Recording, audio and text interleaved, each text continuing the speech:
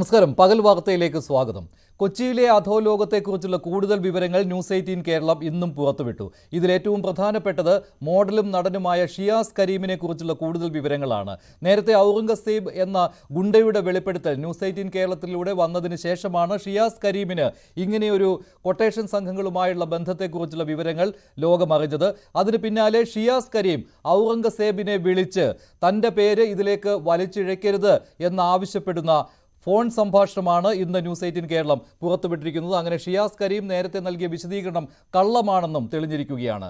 റഷ്യയിൽ കുടുങ്ങിക്കിടക്കുന്ന മലയാളികളെക്കുറിച്ചുള്ള കൂടുതൽ വിവരങ്ങളും ന്യൂസ് 18 കേരളം പുറത്തുവിടുകയാണ്. റഷ്യയിൽ നിന്ന് യുദ്ധമുഖത്ത് നിന്ന് വ്യാജ റിക്രൂട്ട്മെന്റിലൂടെ റഷ്യയിലെത്തിയ ആളുകൾ നൽകുന്ന ഫോൺ സംഭാഷണങ്ങളാണ് ഓരോ ദിവസവും ന്യൂസ് 18 കേരളം പുറത്തുവിട്ടുകൊണ്ടിരിക്കുന്നത്. ഇതും ഇന്ന് പകൽ വാർത്തയിൽ ഉൾപ്പെടുത്തിയിട്ടുണ്ട്. ആദ്യം പ്രധാന വാർത്തകൾ നോക്കാം. അതിന് പൊള്ളാച്ചിയിൽ വെച്ചിട്ട് നീ എന്നെ ഒരു വർക്ക് ഏൽപ്പിക്കണം, അനസ് പറഞ്ഞിട്ട് നീ എന്നെ ഒരു വർക്ക് ഏൽപ്പിക്കണം. എന്നിട്ട് പോലും അതൊന്നും ഞാൻ പറഞ്ഞിട്ടില്ല. ഒരു പയ്യന്റെ അതിന്റെ വോയിസ് ഇട്ട് തന്നു. ആ പയ്യന്റെ വർക്ക് ഞാൻ പറഞ്ഞോണ്ട് ആ പൈസ ഇട്ട് കൊടുക്കാൻ പറഞ്ഞ വോയിസ് വേണം. അത് എനിക്ക് വോയിസ് ഞാൻ എനിക്ക് ഇട്ടുതരാം.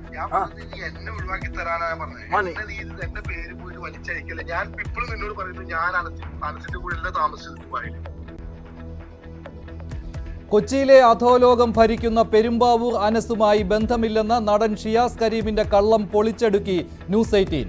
ഔറംഗസേബുമായി ഷിയാസ് കരീം സംസാരിക്കുന്ന കൊട്ടേഷൻ പിടിച്ചു നൽകിയതിന്റെ വിവരങ്ങളും. ഷിയാസ് ഔറംഗസേബിനെ വിളിച്ചത് കാര്യങ്ങൾ സെറ്റിൽ ചെയ്യാൻ.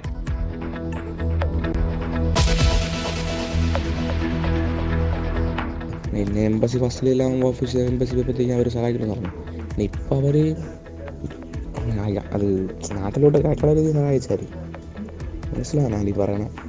നാട്ടിലോട്ട് കയറ്റാനായിട്ട് വിസ കൊടുക്കാനുള്ള രീതിക്ക് പാസ്പോർട്ട് ഇല്ലാതെ നാട്ടിൽ കയറ്റാൻ സഹായിച്ചാൽ. പക്ഷേ ഈ യുദ്ധസ്ഥലം എന്നല്ല സഹായിച്ചവർ. പക്ഷെ സഹായിക്കേണ്ടത് ഞങ്ങളെയാണ്. അവർ സേഫാണ്, അതറിയാം. ഞങ്ങളാണ് സേഫ് അല്ലാത്തത്. മനുഷ്യക്കടത്തിൽപ്പെട്ട് റഷ്യയ്ക്കായി യുദ്ധം ചെയ്യുന്നവരുടെ ഓരോ ദിവസത്തെയും വിവരങ്ങൾ പുറത്തുവിട്ട് ന്യൂസ് 18.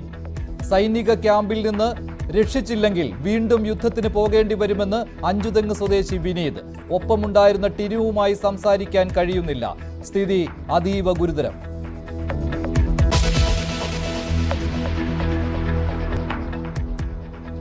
ഗതാഗത വകുപ്പിൽ ഗണേഷും CITUവും തുറന്ന പോരിൽ. മന്ത്രിയെ വഴിയിൽ തടയുമെന്ന് പ്രഖ്യാപിച്ച് CITU. ഡ്രൈവിംഗ് സ്കൂൾ പരിഷ്കാരങ്ങൾക്കെതിരെ സെക്രട്ടേറിയറ്റിന് മുന്നിൽ CITU സമരം. മന്ത്രിയുടെ വീട്ടിലേക്ക് മാർച്ച് നടത്താൻ മടിക്കില്ലെന്ന് മുന്നറിയിപ്പ്.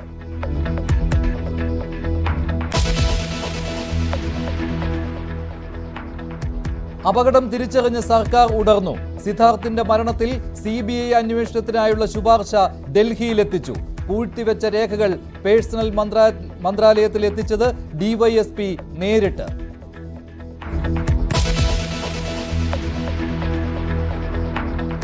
കാസർഗോഡ് പാലായിലെ ഊരുവിലക്കിൽ CPM പ്രവർത്തകർക്കെതിരെ കേസെടുത്തവരിൽ പാർട്ടി ബ്രാഞ്ച് കമ്മിറ്റി അംഗങ്ങളും.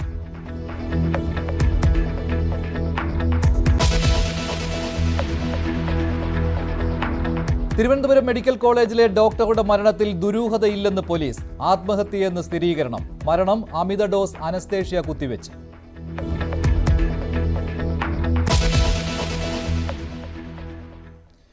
ന്യൂസ് 18 കേരളത്തിന്റെ ഒരു ബിഗ് ഇമ്പാക്ട് സ്റ്റോറിയാണ് ആദ്യം.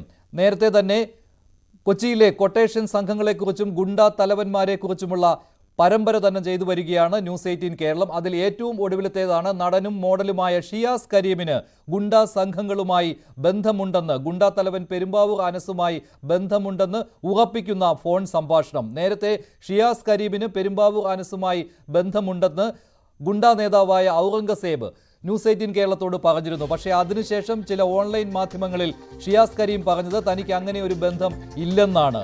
പക്ഷേ ന്യൂസ് 18 കേരളത്തിൽ വാർത്ത വന്നതിന് ശേഷം ഷിയാസ് കരീം ഔറംഗസേബിനെ വിളിച്ചു.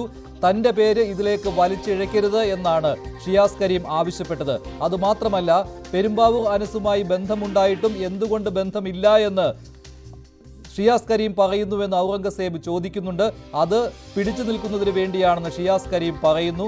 അതുമാത്രമല്ല, നേരത്തെ ചില കൊട്ടേഷൻ ഇടപാടുകൾ പെരുമ്പാവൂർ അനസിന് പിടിച്ചുകൊടുത്തത് അതിലെ ഇടനിലക്കാരൻ ഷിയാസ് കരീമാണ്. ഇക്കാര്യം ഷിയാസ് കരീം സമ്മതിക്കുന്നുമുണ്ട് ഈ ഫോൺ സംഭാഷണത്തിൽ. ആദ്യം പെരുമ്പാവൂർ അനസിന്റെ വലം കൈയായിരുന്ന ഔറംഗസേബുമായി ഷിയാസ് കരീം കഴിഞ്ഞ ദിവസം സംസാരിച്ച ഫോൺ സംഭാഷണം കേൾക്കാം.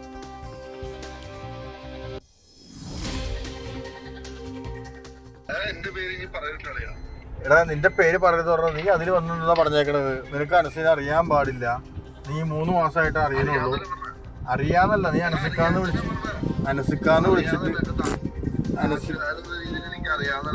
അനസ് നമ്മളെയൊക്കെ ചതിച്ചു പോയതിന്റെ കാര്യങ്ങൾ ഞാൻ വെളിപ്പെടുത്തിയത്. പക്ഷെ അതിൽ നിന്ന് പറഞ്ഞു കഴിഞ്ഞാൽ നീ അവിടെ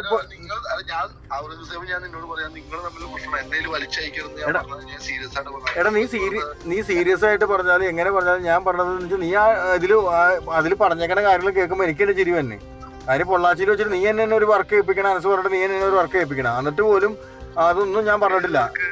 ഒരു പയ്യന്റെ അതിന്റെ വോയിസ് ഇട്ട് തന്നോ, ആ പയ്യന്റെ വർക്ക് ചെയ്യാൻ പറഞ്ഞിട്ട് ആ പൈസ ഇട്ട് കൊടുക്കാൻ പറഞ്ഞ വോയിസ് വേണം. അത് എനിക്ക് വോയിസ് തന്നെ എനിക്ക് ഇട്ടുതരാം. അല്ല ഞാൻ എന്നോട് സീരിയസ് ആയിട്ട് പറഞ്ഞ ഞാനതൊന്നും പറയാനാ. നിന്നെ എനിക്ക് ഭയങ്കര ഇഷ്ടമാണ്, മനസ്സിലാവണ്ട.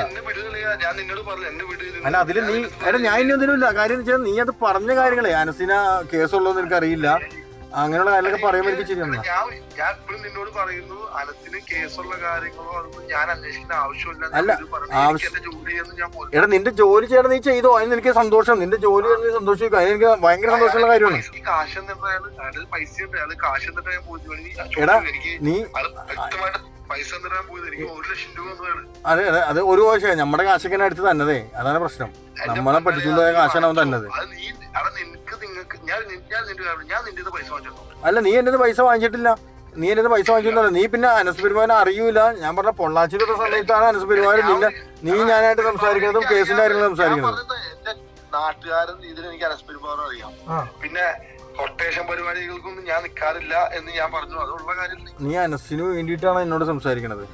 അല്ല അപ്പൊ ഓക്കെ അല്ലാണ്ട് നീ സംസാരിച്ചോ, പ്രശ്നമില്ല. എന്നെ ഒഴിവാക്ക്. ഞാൻ നീ എന്നെ ഒഴിവാക്കി തരാനാ പറഞ്ഞത്. എന്റെ പേര് പോയിട്ട് വലിച്ചയക്കല്ലേ. ഞാൻ ഇപ്പോഴും നിന്നോട് പറയുന്നു, ഞാൻ അനസിന്റെ കൂടെ അല്ല താമസിച്ചത്. ദുബായില് അനസിന്റെ കൂടെ അല്ല താമസിച്ചത്. ഞാൻ വേണ്ടി നിന്റെ എവിടെ വന്ന് വേണി നേരിട്ട് കണ്ടത് എന്റെ അടുത്ത് എവിടെ ഏത് പള്ളിയോ സത്യോടാം. ഞാൻ അനസിന്റെ കൂടെ അല്ല താമസിച്ചത്. ഞാൻ അനസിനെ ഡിപ്പെൻഡ് ചെയ്തല്ല നിൽക്കുന്നത്. ഞാൻ എന്റെ കാര്യം ഞാൻ ഒറ്റയ്ക്കാണ് ചെയ്തത്. ഇപ്പൊ നിനക്ക് ആദ്യത്തെ ഇന്റർവ്യൂ വരെ മനസ്സ് പറഞ്ഞിട്ടാണ് നീ ആ രീതിയിൽ പറഞ്ഞേക്കണേ. അല്ലാണ്ട് നീ ഞാൻ പറയൂല, എനിക്ക് നല്ല ഉറപ്പുണ്ട് ഗ്യാസേ. അല്ലാന്ന് പറഞ്ഞ സത്യോടല്ല. നീ അനസിനെ ഞാൻ കാണാൻ തുടങ്ങിയിട്ട് 8-9 വർഷമായി. അവൻ എന്തൊക്കെ പറയും എന്തൊക്കെ സംസാരിക്കുമെന്ന് എനിക്കറിയാം. അനസ് പറഞ്ഞിട്ടല്ല, അനസിനായിട്ട് ഞാൻ കോണ്ടാക്ട് ഇല്ല. ഞാൻ സീരിയസ് ആയിട്ട് നിന്നോട് പറയാണ്, ഞാൻ അനസായിട്ട് കോണ്ടാക്ട് ഇല്ല. അല്ല നീ വേറെ ഒന്നല്ല, ഞാൻ കമ്പനി ആയിട്ട് പറയണേ. നീ ഞാൻ ഇന്റർവ്യൂല് പറയല്ലേ എന്ന് വെച്ചാൽ എയർപോർട്ടിൽ വന്നപ്പോഴാണ് അനസിനെ കാണുന്നത്. പിന്നെ അവിടെ ചെന്നപ്പോൾ അനസിനെ കാണുന്നത് എനിക്ക് ചിരി വന്നു. കാര്യം എന്ന് വെച്ചാൽ അനസിന്റെ ഒപ്പം ഞാൻ നിന്റെ ഇപ്പോഴും പറയുന്നു, ഞാൻ അനസിനെ കാണുന്ന ആഫ്റ്റർ ലോങ് ടൈം എയർപോർട്ടിൽ വന്നാണ് കാണുന്നത്. അത് ഞാൻ പറഞ്ഞു, ഞാൻ കണ്ടിട്ടില്ല എന്ന്. നീ അനസിന്റെ ഗുണ്ടാ ഇതിനെ പറ്റി നിനക്ക് അറിയില്ല എന്ന് പറഞ്ഞ പിന്നെ നീ എന്തിനാ അന്ന് മറ്റേ പൊള്ളാച്ചിയിൽ വെച്ച് അനസിന് വർക്ക് കൊടുത്തിട്ട് ആ വർക്ക് ഞാൻ ചെയ്തത്? അനസിനെ എനിക്ക് പേഴ്സണലി അറിയില്ല. പിന്നെ എന്തുകൊണ്ടാണ് ആ വർക്കിന്റെ കാര്യം പറഞ്ഞത്? ഞാനിത് ആരുടെ പറയാനും ഇരിക്കാനല്ല. നീ അത് ഇത് പറഞ്ഞാറ് ഞാൻ പറഞ്ഞെന്നുള്ളൂ. എടാ എനിക്ക് നിന്നെ അറിയാം, അനസിനെ അറിയാം. എനിക്ക് നിന്നെ പിടിച്ചിട്ട കാര്യമില്ല. നീ അനസായിട്ട് എന്താണ് ബന്ധമെന്നും ഗുണ്ടായ സംഘം അനസ് ഗുണ്ട എന്നുള്ള കാര്യം നിനക്ക് അറിയില്ല എന്നുള്ള കാര്യമൊക്കെ പറഞ്ഞപ്പോൾ എനിക്ക് ചിരിയാണ് വന്നത്.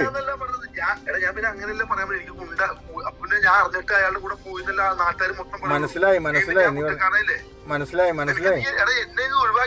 എടാ അറിയാം.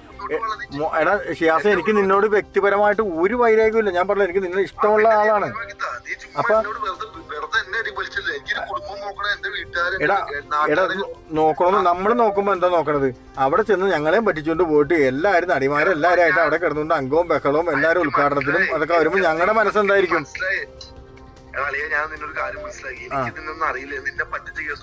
എടാ എന്നെ മാത്രമല്ല പറ്റിച്ചത്, പെരുമ്പാവൂര് മൊത്തം പറ്റിച്ചാണ്. എന്നെ മാത്രമാണ് എങ്ങനെയാ?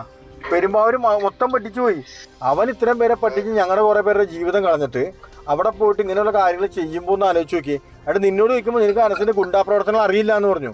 ഗുണ്ടാപ്രവർത്തനം അറിയാണ്ടാണോ നീ അവിടെ പോയിട്ട് അന്നത്തെ മറ്റേ ഇവിടെ പോയിട്ട് എനിക്ക് വർക്ക് തന്നത്? അനസിന് വർക്ക് കൊടുത്തിട്ട് ഞാൻ പറഞ്ഞത് അതിന്റെ തെളിവ് വേണോ നിനക്ക്? വോയിസ് വേണോ? മനസ്സിലായോ? ഇല്ലാത്തത് കൊണ്ടല്ലേ ആ കാര്യങ്ങളൊന്നും കൊടുക്കാത്തത്.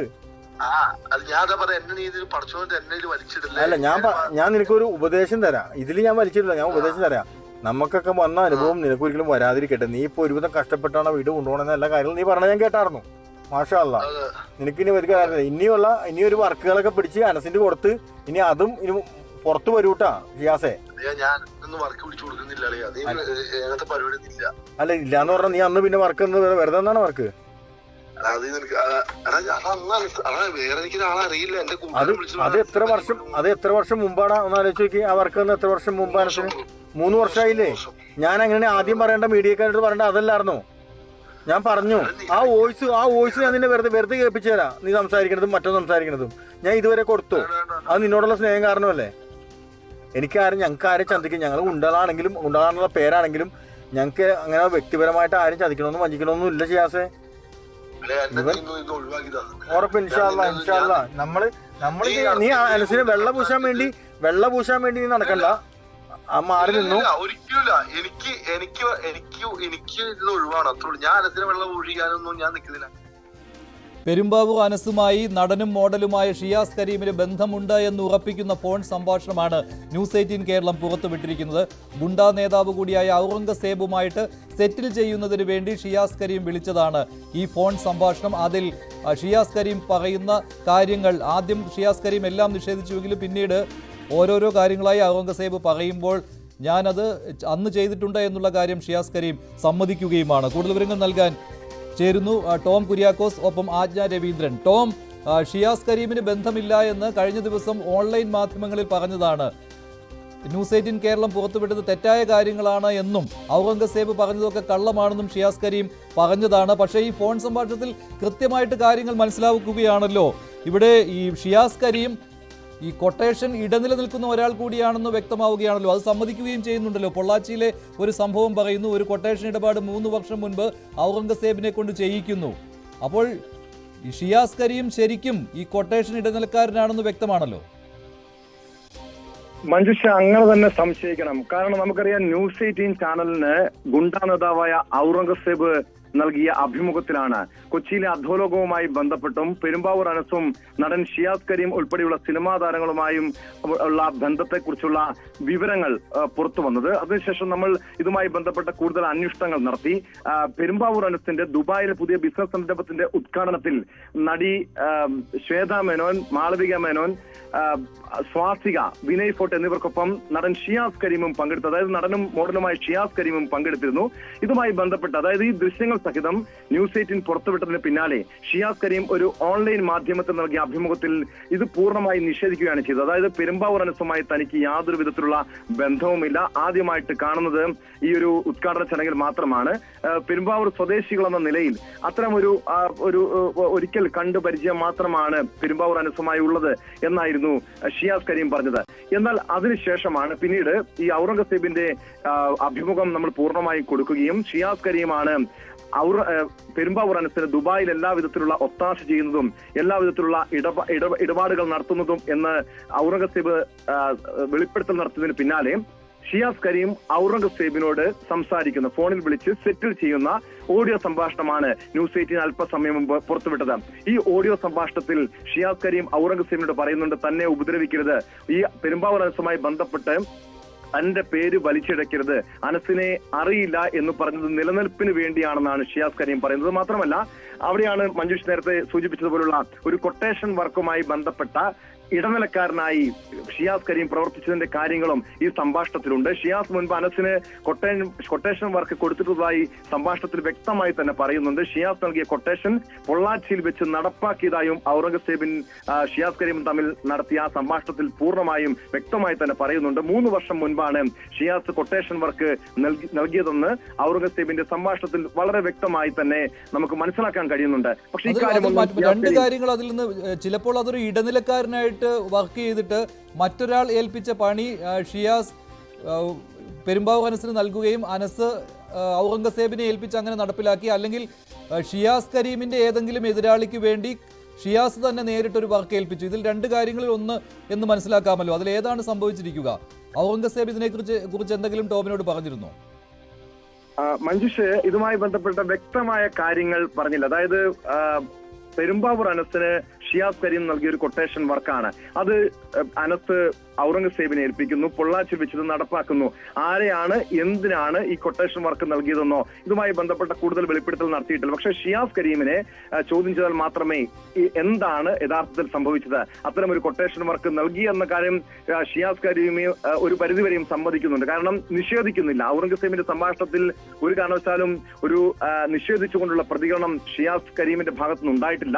മാത്രമല്ല പെരുമ്പാവൂർ അനസിനെ ദുബായിലും കേരളത്തിലും വെച്ച് കണ്ടിട്ടുള്ളതായും ഷിയാസ് കരീം പറയുന്നുണ്ട്. നിങ്ങൾ തമ്മിലുള്ള പ്രശ്നത്തിൽ എന്നെ ദയവ് ചെയ്ത് വലിച്ചിടരുത് എന്നും ഔറംഗസേബിനോട് ഷിയാസ് കരീം അഭ്യർത്ഥിക്കുന്നുണ്ട്. പക്ഷേ ഇത് ഔറംഗസേബിനെ ചൊടിപ്പിച്ച കാര്യം മറ്റൊന്നാണ്. യാതൊരു വിധത്തിലുള്ള മുൻപരിചയവും പെരുമ്പാവൂർ അനസും ആയി ഷിയാസ് കരീമിന് ഇല്ല എന്നൊരു അഭിമുഖത്തിൽ, ഒരു ഓൺലൈൻ മാധ്യമത്തിൽ നൽകിയ അഭിമുഖത്തിൽ ഷിയാസ് കരീം പറഞ്ഞതാണ് ഔറംഗസേബിനെ ചൊടിപ്പിച്ചത്, പ്രകോപിപ്പിച്ചത്. ഇതിന്റെ അടിസ്ഥാനത്തിലാണ് കൃത്യമായ ഒരു ഭീഷണിയുടെ സ്വരം തന്നെയുണ്ട്. അവിടെയാണ് നമുക്ക് മനസ്സിലാക്കേണ്ടത്. പിന്നെ തനിക്ക് നിലവിൽ പറയുന്ന തന്റെ സിനിമാ മേഖലയുമായി ബന്ധപ്പെട്ട പല പ്രവർത്തനങ്ങൾക്കും ഇതൊരു തിരിച്ചടിയാകും. ഇത്തരം വാർത്തകളൊക്കെ പുറത്തു വന്നാൽ തിരിച്ചടിയാകും. ഇക്കാര്യം മറ്റു പല അതായത് ഈ പെരുമ്പാവൂർ അനസിന്റെ ദുബായിലെ പുതിയ സ്ഥാപനത്തിന്റെ ഉദ്ഘാടന ചടങ്ങിൽ പങ്കെടുത്ത മറ്റു പല സിനിമാ താരങ്ങളും ഈ ആശങ്ക പങ്കുവെക്കുന്നുണ്ട്. അവർ വലിയ പ്രതിരോധത്തിലായിരിക്കുന്നു. ഇത്തരം ഗുണ്ടാ സംഘങ്ങളുമായി ബന്ധമുണ്ട് എന്ന രീതിയിലുള്ള വാർത്തകളും അഭ്യൂഹങ്ങളൊക്കെ വന്നതോടെ പലരും ഇപ്പോൾ മൗനം പാലിക്കുന്നുണ്ട്. നമ്മളോട് പ്രതികരിക്കാൻ തയ്യാറായിട്ടില്ല. പക്ഷേ വിനയ് ഫോർട്ട് കഴിഞ്ഞ ദിവസം പറഞ്ഞിരുന്നു താൻ അബദ്ധത്തിൽ ചെന്ന് പെട്ടതാണ്, തനിക്കൊരു ഇവന്റ് മാനേജ്മെന്റ് കമ്പനിയാണ് ഇത്തരം ഒരു പരിപാടിയെ കുറിച്ച് പറഞ്ഞത്. മാത്രമല്ല ഒരു ജാഗ്രത കുറവുണ്ടായി. ഈ സ്ഥാപനത്തെക്കുറിച്ചും സ്ഥാപനത്തിലെ ഉടമകളെ കുറിച്ചും അന്വേഷിക്കാത്തതിൽ ഒരു ജാഗ്രത കുറവുണ്ടായി എന്ന് പറയുന്നു. ഒരു പരിധിവരെയും വിനയ് ഫോർട്ടിന്റെ ആ വിശദീകരണം വാസ്തവമാകാം. പക്ഷേ ഷിയാസ് കരീമിന്റെ കാര്യത്തില് അവർക്ക് മുൻപരിചയമുണ്ട്, നല്ല വ്യക്തിബന്ധമുണ്ട്, പല ഇടപാടുകളും ഇരുവരും തമ്മിൽ നടത്തിയിട്ടുണ്ട്, കൊട്ടേഷൻ ഇടപാടുകൾക്ക് ഇടനില നിന്നിട്ടുണ്ട് എന്ന കാര്യം തന്നെയാണ് ഷിയാസ് കരീമിന്റെ ഈ ഓഡിയോ സംഭാഷണത്തിൽ നമുക്ക് മനസ്സിലാക്കേണ്ടത്. ഒരു കാര്യം കൂടി, ഇത്രയും കാര്യങ്ങൾ അറിഞ്ഞിട്ടും ഈ പെരുമ്പാവൂർ അനസിനെ നാട്ടിലേക്ക് മടക്കിക്കൊണ്ടുവരുവാനുള്ള എന്തെങ്കിലും നീക്കം നടത്തുന്നുണ്ടോ പോലീസായിട്ട്? ഇപ്പോൾ ATSന്റെ അന്വേഷണം നടക്കുന്നുണ്ടല്ലോ, ഔറംഗസേബിനെ വിളിച്ച് കാര്യങ്ങൾ മനസ്സിലാക്കിയിരുന്നു. ഏതെങ്കിലും ഏജൻസി ഏറ്റെടുത്തിട്ടുണ്ടോ ഈ പെരുമ്പാവൂർ അനസിനെ തിരികെ കൊണ്ടുവരാൻ? മഞ്ജുഷ്, കേന്ദ്ര ഇന്റലിജൻസും അതോടൊപ്പം തന്നെ നമ്മുടെ പോലീസും ഇതുമായി ബന്ധപ്പെട്ട വാർത്തകൾ കൃത്യമായും നിരീക്ഷിക്കുന്നുണ്ട്. ഏതാനും ചില ഉദ്യോഗസ്ഥർ എന്നെ ഫോണിൽ വിളിച്ചതിന്റെ കാര്യങ്ങൾ തേടിയിരുന്നു. ഈ പെരുമ്പാവൂർ അനസ് വിദേശത്തേക്ക് കടന്ന് വ്യാജ പാസ്പോർട്ടിലാണ് എന്നത് സംബന്ധിച്ചുള്ള കൃത്യമായ വിവരങ്ങൾ, നമ്മുടെ വാർത്തകളൊക്കെ അവർ ശേഖരിച്ചിട്ടുണ്ട്. നേരത്തെ പെരുമ്പാവൂർ അനസിന് ഒരു പാസ്പോർട്ട് ഉണ്ടായിരുന്നു. ആ പാസ്പോർട്ട് റദ്ദാക്കിയതിന് പിന്നാലെയാണ് കർണാടകയിൽ പോയി വ്യാജ രേഖകൾ ഉണ്ടാക്കി പാസ്പോർട്ടിന് അപേക്ഷിച്ച് പിന്നീട് ദുബായിലേക്ക് കടന്നത്. 3 മാസം മുൻപ്, ഏതാനും മാസങ്ങൾക്ക് മുൻപാണ് പെരുമ്പാവൂർ അനസ് വിദേശത്തേക്ക് കടന്നത്. പക്ഷെ ഇക്കാര്യം നമ്മുടെ പോലീസോ മറ്റ് അന്വേഷണ ഏജൻസികളോ അറിഞ്ഞില്ല എന്നുള്ള ഒത്തിരി ഇന്റലിജൻസ് വീഴ്ചയായി തന്നെ കാണണം. അതിനെ തുടർന്നാണ് ദേശീയ അന്വേഷണ ഏജൻസികൾ അടക്കം ഈ വിഷയത്തെ ഗൗരവമായി തന്നെ കാണുന്നത്. അനസിനെ നാട്ടിലെത്തിക്കുന്നതിന് നടപടികൾ അവരുടെ ഭാഗത്തുനിന്ന് ഉണ്ടാകുമെന്ന് തന്നെ പ്രതീക്ഷിക്കണം. കാരണം പെരുമ്പാവൂർ അനസിന്റെ നിലവിലെ പാസ്പോർട്ട് റദ്ദാക്കാൻ വേണ്ടിയുള്ള ചില നടപടികൾക്ക് തുടക്കം കുറിച്ചിട്ടുണ്ട് എന്നാണ് മനസ്സിലാക്കാൻ കഴിയുന്നത്. എന്തായാലും പോലീസ് മാത്രമല്ല കേന്ദ്ര ഏജൻസികൾ നേരത്തെ ഇന്നലെ ഔറംഗസേബിനെ ATS ചോദ്യം ചെയ്തിരുന്നു. മറ്റ് അന്വേഷണ ഏജൻസികളും ഇതുമായി ബന്ധപ്പെട്ട കാര്യങ്ങൾ പരിശോധിക്കുന്നുണ്ട്. ശരി ടോം. ആജ്ഞ രവീന്ദ്രൻ കൂടി ചേരുകയാണ്. ആജ്ഞ, ഇന്നലെ ഔറംഗസേബിനെ ATS ചോദ്യം ചെയ്തതാണല്ലോ. ഇതുമായി ബന്ധപ്പെട്ട് എന്തെങ്കിലും കാര്യങ്ങൾ അറിവായിട്ടുണ്ടോ? ഔറംഗസേബിനെ മറ്റ് ഏജൻസികൾ വിളിച്ചു വരുത്തുമോ, അതോ ഔറംഗസേബിൽ നിന്ന് വിവരങ്ങൾ തേടുന്നുണ്ടോ? എന്താണ് അതിന്റെ ഈ അന്വേഷണത്തിന്റെ കൂടുതൽ വിവരങ്ങൾ?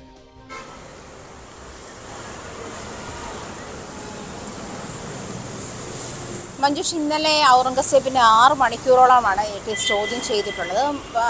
ചോദ്യം ചെയ്യലിന് എന്തായിരിക്കും വിളിക്കാനുണ്ടായ സാഹചര്യം എന്ന് ചോദിച്ചപ്പോൾ ഔറംഗസേബ് നമ്മളോട് പറഞ്ഞത് പെരുമ്പാവൂർ അനസുമായി ബന്ധപ്പെട്ട കാര്യങ്ങൾ ചോദിച്ചറിയാനാണ് എന്നാണ് മനസ്സിലാക്കുന്നത് എന്നാണ് പറഞ്ഞത്. അതിനുശേഷവും ഔറംഗസേബുമായി ബന്ധപ്പെട്ടപ്പോൾ ഈ പോലീസ് ATS ചോദിച്ചത് ഇത്തരം കാര്യങ്ങളാണ്. പെരുമ്പാവൂർ അനസിന്റെ മറ്റു ബന്ധങ്ങൾ, അതായത് സ്വർണം പൊട്ടിക്കലുമായിട്ടുള്ള ബന്ധങ്ങൾ, ലഹരി ബന്ധങ്ങൾ, തീവ്രവാദ ബന്ധങ്ങൾ, ഈ വ്യാജ പാസ്പോർട്ട് ഉപയോഗിച്ച് പുറത്തേക്ക് കടന്നതുമായിട്ടുള്ള കാര്യങ്ങൾ, ഇത്തരം കാര്യങ്ങളാണ് ചോദിച്ചറിഞ്ഞത് എന്നാണ് മനസ്സിലാക്കുന്നത്. തോന്നുന്നത്.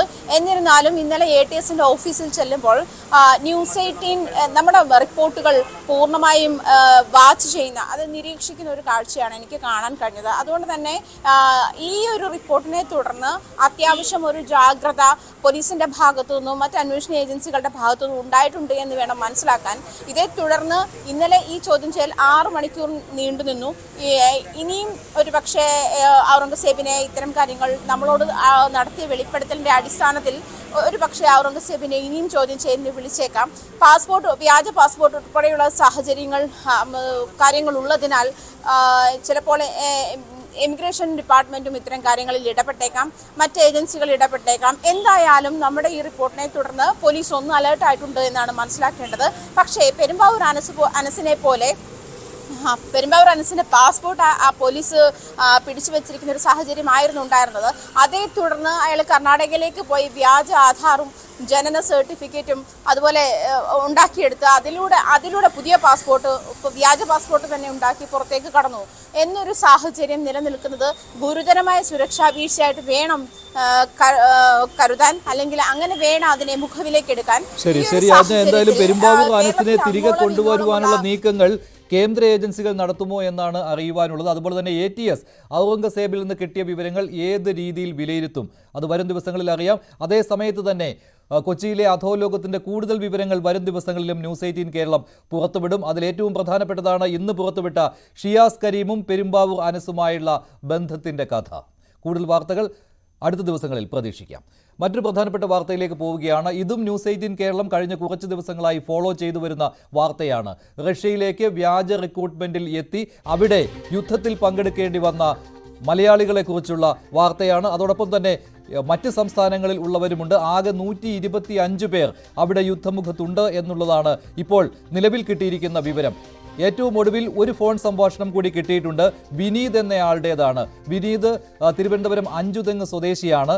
വിനീത് ഇപ്പോൾ യുദ്ധമുഖത്താണ്. അവിടെ ഒരു കാട്ടിലാണ് റഷ്യൻ സേനയ്ക്കൊപ്പം ഉള്ളത്. സൈനിക ക്യാമ്പിൽ നിന്ന് ഓരോ ദിവസവും വിനീത് നാട്ടിലേക്ക് ഫോൺ ചെയ്യുന്നുണ്ട്. അതും വളരെ സൂക്ഷിച്ചാണ് ഫോൺ ചെയ്യുന്നത്. ഫോൺ വാങ്ങി വയ്ക്കും എന്നുള്ള പേടി അവിടെ വിനീതിനുണ്ട്. ഓരോ ദിവസവും അപ്ഡേറ്റ് ചെയ്യുന്നുണ്ട് വിനീത്. അതിലേറ്റവും ഒടുവിൽ വിനീത് പറഞ്ഞ കാര്യങ്ങൾ ന്യൂസ് 18 കേരളം പുറത്തുവിടുകയാണ്. വിനീതിനൊപ്പം ടിനു എന്നയാൾ കൂടിയുണ്ട്. പക്ഷേ ടിനുവിനെ കുറിച്ചുള്ള വിവരങ്ങൾ ഇപ്പോൾ വിനീതിന്റെ കൈവശമില്ല. ടിനു തൊട്ടടുത്ത് തന്നെയുണ്ട്, പക്ഷേ കാണാൻ സാധിക്കുന്നില്ല എന്ന് പറയുന്നുണ്ട് വിനീത്. പ്രിൻസ് എന്ന ഒരു ചെറുപ്പക്കാരൻ കൂടി ഉണ്ടായിരുന്നു അഞ്ചുതെങ്ങിൽ നിന്നുള്ള. പ്രിൻസിന്റെ ഫോൺ സംഭാഷണം കഴിഞ്ഞ ദിവസം ന്യൂസ് 18 കേരളം പുറത്തുവിട്ടതാണ്. ഇപ്പോൾ വിനീത് എന്താണ് പറഞ്ഞതെന്ന് കേൾക്കാം.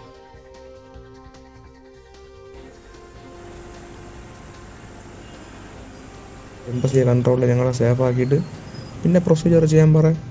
ആദ്യം എൻ്റെ ആ സേഫാണ് വേണ്ടത്. ഇപ്പം ഇതുവരെയും സേഫൊന്നുമല്ലേ. അതറിയാം, സിറ്റുവേഷൻ മോശം തന്നെ. ഞാൻ അതിൻ്റെ പറഞ്ഞു സിറ്റുവേഷൻ മോശം തന്നെ. ഞങ്ങൾ ഇതുവരെ സേഫായില്ലേ. ഞാൻ ഇപ്പോൾ ലൈനിലുണ്ട്, മനസ്സിലായോ. പക്ഷേ ടിനു ലൈൻ, പക്ഷേ എനിക്ക് ടിനു എവിടെ ഉണ്ട് എന്ന് എനിക്ക് അറിയില്ല. പക്ഷേ ടിനു എൻ്റെ ലൊക്കേഷനിൽ തന്നെ ഉണ്ട്. കാടും പ്രദേശങ്ങളാണ്, മനസ്സിലായോ. അല്ലാതെ ടിനു എൻ്റെ അടുത്തൊരു കമാൻഡർ പറഞ്ഞ് വാക്കി ടോക്കിൽ വിളിച്ചാൽ പറഞ്ഞ ടിനു എൻ്റെ ഒരു 5 കിലോമീറ്റർ ഡിഫറൻറ്റിലുണ്ട്. എന്നെ എംബസി ക്യാച്ചപ്പ് ചെയ്യുകയാണെങ്കിൽ ഞാൻ ടിനുവിനെ എങ്ങനെയെങ്കിലും ഞാൻ ലൈനിലെടുക്കുക.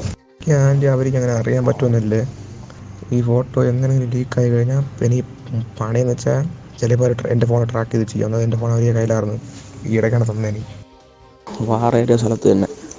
പക്ഷേ അതിൻ്റെ പേരാണ് ഞാൻ പറഞ്ഞു തന്നെ. ഈ ലിസ്റ്റ് ചാൻസ് എന്ന് പറയുന്ന സിറ്റിയാണ്. പക്ഷേ എൻ്റെ കറക്റ്റ് ലൊക്കേഷൻ സ്ലോ ട്രാഫിക്കാണ്. ഈ ലൊക്കാലിറ്റി തന്നെ, ഈ വാറേരിയ സൈഡ് തന്നെ ടിനുവെല്ലാം ഉണ്ട്. ടിനുവെല്ല ഇന്ത്യക്കാർ മിക്ക ആൾക്കാരും ഉണ്ട്. ടിനുവിനെ എനിക്ക് ലൈനിലെടുക്കാൻ കിട്ടും. എംബസി ഒരു ഹെൽപ്പ് ഇല്ല, ഇവിടെ ഒരു ഇൻഫർമേഷൻ ഇല്ലാതെ അങ്ങനെ നമുക്ക് ടിനുവെല്ല ലൈനിലെടുക്കാൻ പറ്റും. എന്തെങ്കിലും തീരുമാനം ആയെന്നറിഞ്ഞാൽ ടിനുവിനെ ലൈനിലെടുക്കാൻ പറ്റും. അല്ലാതെ എംബസി ഒരു ഇതിൽ പിന്നെ വാർത്തയിലിട്ടുണ്ടെന്ന് 2 പേര് വേണമെന്ന്. അവർ 2 പേരും വന്ന് എംബസി ഹെൽപ്പ് ചെയ്തൊന്നുമില്ലേ. അവർ രക്ഷപ്പെട്ട് എങ്ങനെ വന്നതാണ്. സർജാച്ച ഹോസ്പിറ്റലായപ്പോഴത്തേക്ക് അങ്ങനെ ഇറങ്ങിയ ഹോസ്പിറ്റൽ വഴി വന്നെയാണ്. പിന്നെ ആ കൂടെ ഇങ്ങനെ പോയാൽ അവൻ എങ്ങനെയെല്ലാം കാക്കി കൂട്ടി ചാടിയിലാണ് അവൻ വന്നത്. അവനെ ആരെല്ലാം ഹെൽപ്പ് ചെയ്താണ് അവൻ വന്നത്, മനസ്സിലായ. അവന് സ്ഥലം കൊണ്ടായതുകൊണ്ട് അങ്ങനെ വന്നാർ. അവന് ഹോസ്പിറ്റലായിരുന്നു ആ കൂടെ നിൽക്കുന്നതെന്ന്, മനസ്സിലായ. പിന്നെ എംബസി ഫസ്റ്റിലെല്ലാം എംബസി പോയപ്പോഴത്തേക്കും അവർ സഹായിക്കണമെന്ന് പറഞ്ഞു. ഇപ്പം അവർ അത് നാട്ടിലോട്ട് കയറ്റാനുള്ള രീതിയിൽ സഹായിച്ചാൽ മനസ്സിലാവുന്ന ഈ പറയണേ. നാട്ടിലോട്ട് കയറ്റാനായിട്ട് വിസ കൊടുക്കാനുള്ള രീതിക്ക് പാസ്പോർട്ട് ഇല്ലാതെ നാട്ടിൽ കയറ്റാൻ സഹായിച്ചാൽ. പക്ഷേ ഈ യുദ്ധസ്ഥലത്ത് നിന്നല്ല സഹായിച്ചവർ. പക്ഷെ സഹായിക്കേണ്ടത് ഞങ്ങളെയാണ്. അവർ സേഫാണ് അതറിയാം, പക്ഷെ ഞങ്ങളാണ് സേഫ് അല്ലാത്തത്.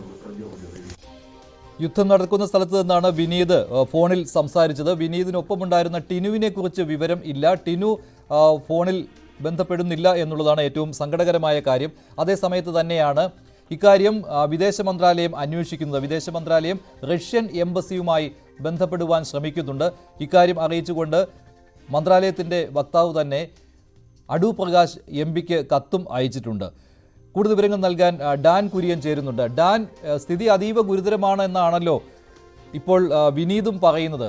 നേരത്തെ പ്രിൻസും ഇക്കാര്യം പറഞ്ഞിരുന്നു. സൈനിക ക്യാമ്പിൽ നിന്ന് ഇനി വീണ്ടും യുദ്ധത്തിലേക്ക് പോകേണ്ടി വന്നാൽ മരണം വരെ സംഭവിച്ചേക്കാം എന്നുള്ള പേടി അവർക്കുണ്ട്. എന്തെങ്കിലും കാര്യങ്ങൾ മുന്നോട്ട് പോകുന്നുണ്ടോ ഇവരെ റഷ്യയിൽ നിന്ന് മടക്കി കൊണ്ടുവരണമെന്നും അവർ പറയുന്നില്ലല്ലോ. ആ യുദ്ധമുഖത്ത് നിന്ന് ഒന്ന് മാറ്റിത്തരണം എന്നാണല്ലോ അവരുടെ അപേക്ഷ ഇപ്പോൾ. മഞ്ജുഷ്, ഇന്നലെ വൈകുന്നേരമാണ് ഇന്ത്യൻ എംബസിയുടെ സഹായത്തോടെ ഈ 5 സ്വദേശികളെ മോചിതരാക്കുകയാണ് എന്ന തരത്തിലുള്ള വാർത്തകൾ പ്രചരിച്ചത്. പക്ഷേ അതിന് പിന്നാലെ അർദ്ധരാത്രിയാണ് വിനീത് തന്നെ ഇത് നിഷേധിച്ചുകൊണ്ട് ഇപ്പോൾ രംഗത്തെത്തിയിരിക്കുന്നത്. വിനീത് പറയുന്നത് സ്ലോട്രവിക്ക എന്ന സ്ഥലത്ത്, അതായത് ലിസ്റ്റ്വിറ്റൻസിനടുത്ത്, യുക്രൈൻ അതിർത്തിയായ ലിസ്റ്റ്വിറ്റൻസിനടുത്ത് സ്ലോട്രവിക്ക എന്നൊരു കാട് കൂടിയ അല്ലെങ്കിൽ ഒരു വനമേഖലയിലാണ് അവരിപ്പോൾ കുടുങ്ങിക്കിടക്കുന്നത്. ടിനു 5 കിലോമീറ്റർ ചുറ്റളവിൽ ഉണ്ട് എന്നാണ് കരുതുന്നത്. പക്ഷേ അവർക്ക് തമ്മിൽ ഫോണിൽ സംസാരിക്കാൻ കഴിയുന്നില്ല. മിക്ക ഇന്ത്യക്കാരായ, അതായത് 128 ഇന്ത്യക്കാരുണ്ട് എന്നാണ് CBIയുടെ അന്വേഷണത്തിലടക്കം കണ്ടെത്തിയിരിക്കുന്നത്. ഈ 128 പേരും സ്ലോട്രാവിക്ക എന്ന സ്ഥലത്ത് വിവിധ ക്യാമ്പുകളിലായി കഴിയുകയാണ് യുദ്ധമുഖത്ത് എന്നാണ് നമുക്ക് വിനീതിന്റെ ശബ്ദ സന്ദേശത്തിൽ നിന്ന് മനസ്സിലാക്കാൻ കഴിയുന്നത്. വിനീത് പറയുന്നതനുസരിച്ച് ഇന്ത്യൻ എംബസിയുടെ ഭാഗത്ത് നിന്ന് അവിടുന്ന് അവരെ മോചിപ്പിച്ച് ഒരു സുരക്ഷിത സ്ഥാനത്തേക്ക് മാറ്റുന്നതിന് വേണ്ടിയിട്ടുള്ള ഒരു നടപടികളും സ്വീകരിച്ചിട്ടില്ല എന്നാണ് പറയുന്നത്. പ്രിൻസിനും ഡേവിഡ്സൺ എന്ന മറ്റൊരു മലയാളിക്കും ഈ മോചനത്തിന് വേണ്ടിയിട്ടുള്ള ഒരു വഴി ഒരുങ്ങുന്നത് തന്നെ അവർ ആശുപത്രിയിൽ ചികിത്സ തേടി ആശുപത്രി അധികൃതരുടെ സഹായത്തോടെയാണ്. അതിനപ്പുറത്തേക്ക് എംബസിയുടെ ഭാഗത്തുനിന്ന് കാര്യക്ഷമമായ ഒരു ഇടപെടൽ ഇക്കാര്യത്തിൽ ഉണ്ടാകുന്നില്ല എന്നൊരു ഗുരുതരമായ ആക്ഷേപമാണ് ഇപ്പോൾ ഈ വിനീതിന്റെ ശബ്ദ സന്ദേശത്തിലുള്ളത്. വിനീതിനൊപ്പം 5 തെങ്ങിൽ നിന്ന് പുറപ്പെട്ട ടിനുവിനെ കുറിച്ച് ഒരു വിവരവുമില്ല എന്നും ഈ ശബ്ദ സന്ദേശത്തിൽ വ്യക്തമായി പറയുകയാണ്. യുദ്ധമുഖത്ത് തന്നെ ആയതിനാൽ അവരെ സുരക്ഷിതമായി ഒരു സ്ഥലത്തേക്ക് മാറ്റുന്നതിന് വേണ്ടിയിട്ടുള്ള നടപടിയെങ്കിലും സ്വീകരിക്കണമെന്ന ദയനീയമായ ശബ്ദമാണ് ഈ സംഭാഷണത്തിൽ വിനീത് വ്യക്തമാക്കുന്നത്.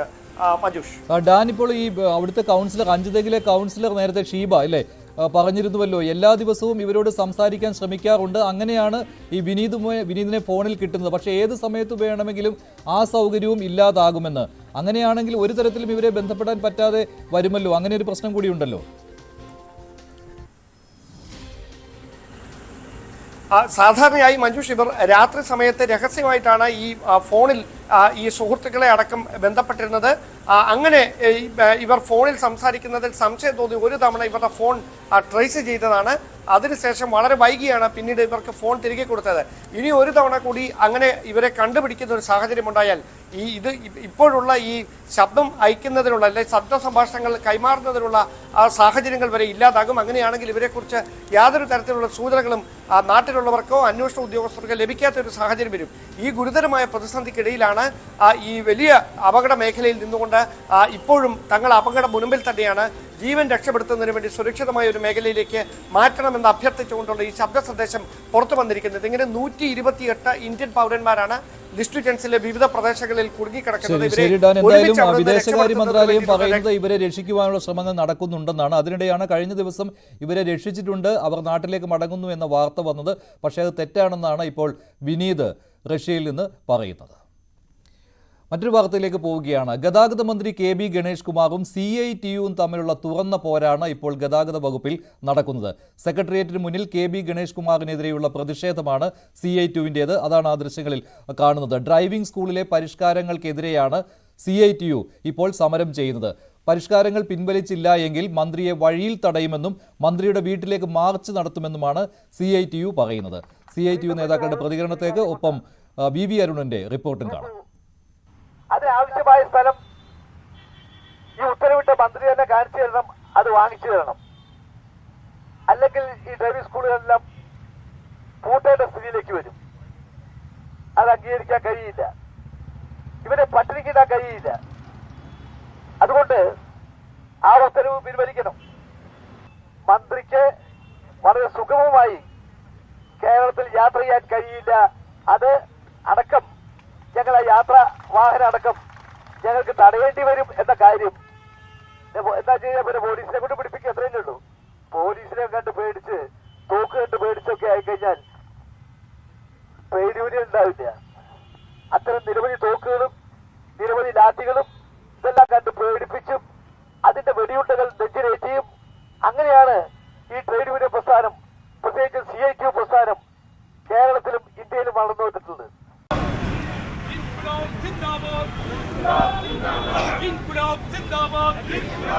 അശാസ്ത്രീയ ഡ്രൈവിംഗ് ടെസ്റ്റ് പരിഷ്കാരത്തിനെതിരെയുള്ള സമരമാണ് ഇപ്പോൾ മന്ത്രിക്കെതിരെ CPM-ന്റെ തൊഴിലാളി സംഘടന വിഭാഗമായ CITU തന്നെ സമരരംഗത്തിറങ്ങിയിരിക്കുന്നത്. ഈ ഡ്രൈവിംഗ് സ്കൂൾ ഓണേഴ്സിൻ്റെ CITU അഫിലിയേറ്റഡ് സംഘടനയാണ് പ്രക്ഷോഭത്തിലേക്ക് സെക്രട്ടേറിയറ്റ് മുന്നിലേക്ക് വരെ സമരം വ്യാപിപ്പിച്ചിരിക്കുന്നത്. സെക്രട്ടേറിയറ്റ് മുന്നിൽ പ്രതിഷേധ ധർണയും മാർച്ചും നടത്തുകയാണ് സംഘടന. മന്ത്രി KB ഗണേഷ് കുമാറിനെതിരെയാണ് സംഘടനയുടെ പ്രധാന പ്രതിഷേധം. മന്ത്രി ഡ്രൈവിംഗ് സ്കൂൾ ഉടമകളുടെ ആവശ്യം പരിഗണിക്കാതെ ശാസ്ത്രീയമായി അല്ലാതെ തികച്ചും അശാസ്ത്രീയമായ രീതിയിലുള്ള പരിഷ്കാരങ്ങൾക്കാണ് നിർദ്ദേശത്തിലേക്ക് നീക്കുന്നത്. ഇങ്ങനെ പോയാൽ ശക്തമായ പ്രതിഷേധം മന്ത്രിയെ വഴിയിൽ തള്ളടക്കമുള്ള പ്രതിഷേധത്തിലേക്ക് മാറുമെന്നാണ് സംഘടനയുടെ മുന്നറിയിപ്പ്. അതിന് ആവശ്യമായ സ്ഥലം ഈ ഉത്തരവിട്ട മന്ത്രി തന്നെ കാണിച്ചു തരണം, അത് വാങ്ങിച്ചു തരണം. അല്ലെങ്കിൽ ഈ ഡ്രൈവിംഗ് സ്കൂളുകളെല്ലാം പൂട്ടേണ്ട സ്ഥിതിയിലേക്ക് വരും. അത് അംഗീകരിക്കാൻ കഴിയില്ല. ഇവരെ പട്ടിണിക്കിടാൻ കഴിയില്ല. മന്ത്രിക്ക് വളരെ സുഗമമായി കേരളത്തിൽ യാത്ര ചെയ്യാൻ കഴിയില്ല. അത് അടക്കം ഞങ്ങളെ യാത്രാ വാഹനം അടക്കം ഞങ്ങൾക്ക് തടയേണ്ടി വരും എന്ന കാര്യം എന്താ ചെയ്യാൻ പറ്റും? പോലീസിനെ കൊണ്ട് പിടിപ്പിക്കുക, അത്രയേ ഉള്ളൂ. പോലീസിനെ കണ്ട് പേടിച്ച് തോക്ക് കണ്ട് പേടിച്ചൊക്കെ ആയിക്കഴിഞ്ഞാൽ ട്രേഡ് യൂണിയൻ ഉണ്ടാവില്ല. CPM-ന്റെ സംസ്ഥാന സമിതി അംഗം കടകംപള്ളി സുരേന്ദ്രനാണ് ഈ പ്രതിഷേധ ധർണ ഉദ്ഘാടനം ചെയ്തത്. അദ്ദേഹവും ഈ തൊഴിലാളികളുടെ ആവശ്യം പരിഗണിച്ച് തൊഴിലാളികളുടെ നിലപാട് അറിഞ്ഞ് അതിനനുസരിച്ച് വിവാദ സർക്കുലറിൽ മാറ്റം വരുത്തണമെന്ന നിലപാട് മുന്നോട്ട് വയ്ക്കുകയാണ്. അക്കാര്യം ഗതാഗത മന്ത്രിയോട് ആവശ്യപ്പെട്ടതായും കടകംപള്ളി സുരേന്ദ്രൻ പറഞ്ഞു. നമ്മുടെ സംസ്ഥാനത്തിൽ ആയിരക്കണക്കായിട്ടുള്ള ഡ്രൈവിംഗ് സ്കൂൾ ഉടമകളെ സംബന്ധിച്ചിടത്തോളം അത് മെയ് ആയിരുന്നാലും ജൂൺ ആയിരുന്നാലും അവിടെ മനസ്സിനകത്ത് വേവലാതിയുണ്ട്. ആ വേവലാതിക്ക് പരിഹാരം കാണാൻ ആവശ്യമായിട്ടുള്ള ഉത്തരവാദിത്വം ഏറ്റെടുക്കാനായിട്ട് നമുക്ക് സാധിക്കണം. കേരളത്തിലെ പുതുതായി ചുമതലയേറ്റ മന്ത്രി എന്നുള്ള നിലയിൽ ഈ വകുപ്പ് വളരെ നന്നായി നടത്തിക്കൊണ്ടു പോകണമെന്നുള്ള ആഗ്രഹം തന്നെയാണ് അദ്ദേഹം പ്രകടിപ്പിക്കുന്നത്. അതിനോടെല്ലാം നമ്മൾ യോജിക്കുകയാണ്. KSRTCയുടെ വരുത്തിയിരിക്കുന്നതായിട്ടുള്ള പുതിയ മാറ്റങ്ങളെല്ലാം തന്നെ KSRTC ഗുണകരമായി വന്നിട്ടുണ്ടെന്ന് തന്നെയാണ് നമ്മൾ കരുതുന്നത്. പക്ഷേ ഇവിടെ ഈ മോട്ടോർ വാഹന മേഖലയിൽ ഏറ്റവും പ്രധാനപ്പെട്ട ഒരു വിഭാഗമാണ് ആയിരക്കണക്കായിട്ടുള്ള സഹോദരന്മാരാണ്, തൊഴിലാളികളാണ് ഡ്രൈവിംഗ് സ്കൂളുകൾ നടത്തി ജീവിക്കുന്നത്. അവരെ ജീവിക്കാൻ അനുവദിക്കണം.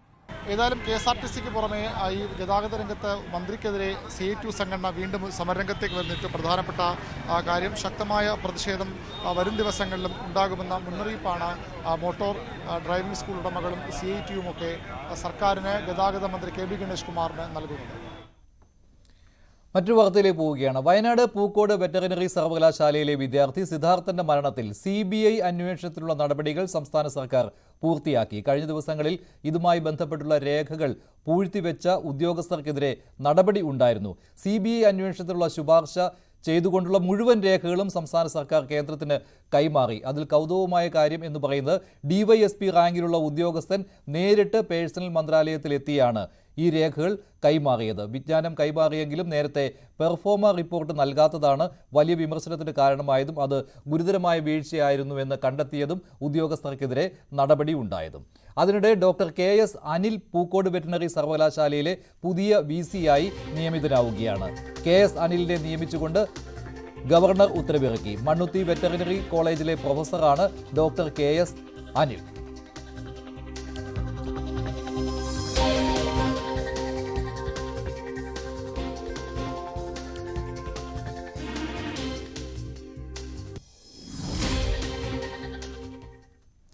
മറ്റൊരു വാർത്തയിലേക്ക് പോവുകയാണ്. തിരുവനന്തപുരം മെഡിക്കൽ കോളേജിലെ സീനിയർ റെസിഡന്റ് ഡോക്ടർ അഭിരാമി ബാലകൃഷ്ണന്റെ ആത്മഹത്യാക്കുറിപ്പ് കണ്ടെത്തി. മരണത്തിൽ ആർക്കും ഉത്തരവാദിത്വമില്ല എന്ന് ആത്മഹത്യാക്കുറിപ്പിൽ പറയുന്നുണ്ട്. കഴിഞ്ഞ ദിവസമാണ് അഭിരാമിയെ താമസ സ്ഥലത്ത് മരിച്ച നിലയിൽ കണ്ടെത്തിയത്. കൂടിയ അളവിൽ അനസ്തേഷ്യ മരുന്ന് കുത്തിവെച്ചായിരുന്നു മരണം. വി വിനോദ് റിപ്പോർട്ട് നൽകും. ജീവിതം മടുത്തുവെന്നും അതുകൊണ്ട് ആത്മഹത്യ ചെയ്യുന്നുവെന്നാണ് കുറിപ്പിലുണ്ടായിരുന്നത്. മാത്രവുമല്ല, തന്റെ ആത്മഹത്യയിൽ മറ്റാർക്കും പങ്കില്ലെന്നും അഭിരാമിയുടെ ആത്മഹത്യാക്കുറിപ്പിൽ പറയുന്നു. കഴിഞ്ഞ ദിവസം രാത്രിയോടുകൂടിയാണ് മൃതദേഹം കണ്ടെത്തിയത്. കഴിഞ്ഞ ദിവസം വൈകിട്ടും ഡോക്ടർ അഭിരാമി വീട്ടുകാരെ വിളിച്ചിരുന്നു. മറ്റെന്തെങ്കിലും ദുരൂഹത മരണത്തിൽ ഇല്ല എന്നൊരു പ്രാഥമിക നിഗമനമാണ് പോലീസിനുള്ളത്. 5 മാസം മുൻപായിരുന്നു 30-കാരിയായ ഡോക്ടർ അഭിരാമിയുടെ വിവാഹം. കൊല്ലം സ്വദേശിയുമായുള്ള വിവാഹമായിരുന്നു. ദാമ്പത്യത്തിൽ മറ്റ് പ്രശ്നങ്ങൾ ഒന്നും ഉണ്ടായിരുന്നില്ല എന്ന വിവരങ്ങൾ തന്നെയാണ് പുറത്തു വരുന്നത്. ഗാർഹിക പീഡനമോ സ്ത്രീധന പീഡനമോ പോലുള്ള കാര്യങ്ങളൊന്നും തന്നെ ഉണ്ടായിരുന്നില്ല. വ്യക്തിപരമായ ചില കാരണങ്ങളാണ് ഇത്തരമൊരു ആത്മഹത്യയിലേക്ക് നയിച്ചതെന്ന വിലയിരുത്തൽ കൂടിയുണ്ട്. അത് സംബന്ധിച്ച് കൂടുതൽ വിവരങ്ങൾ പുറത്തു വരേണ്ടതുണ്ട്. ഇപ്പോൾ പോലീസ് വിശദമായ അന്വേഷണം നടത്തുന്നുണ്ട്. തിരുവനന്തപുരം മെഡിക്കൽ കോളേജിൽ സീനിയർ റെസിഡന്റ് ഡോക്ടറായിരുന്നു അഭിരാമി. PTP നഗറിൽ പേയിങ് ഗസ്റ്റായി താമസിക്കുകയായിരുന്നു. അനസ്തേഷ്യ മരുന്ന് അമിതമായ അളവിൽ കുത്തിവെച്ചാണ് ഇത്തരത്തിന് മരണത്തിലേക്ക് പോയതെന്നും മനസ്സിലാക്കുന്നുണ്ട്. അതിൻ്റെ കൂടുതൽ റിപ്പോർട്ടുകൾ, പോസ്റ്റ്മോർട്ടം റിപ്പോർട്ടിൻ്റെ കൂടുതൽ വിശദാംശങ്ങൾ പുറത്തു വരേണ്ടതുണ്ട്. സംസ്കാര നടപടികളിലേക്ക് കടക്കുകയാണ്. പോസ്റ്റ്മോർട്ടം പൂർത്തിയാക്കി സംസ്കാരം അത് വെള്ളനാട്ടെ വീട്ടുവളപ്പിലായിരിക്കും സംസ്കാരം നടക്കുക. V Vinod, news 18 Thiruvananthapuram. ഇനി തെരഞ്ഞെടുപ്പ് വാർത്തകളാണ്.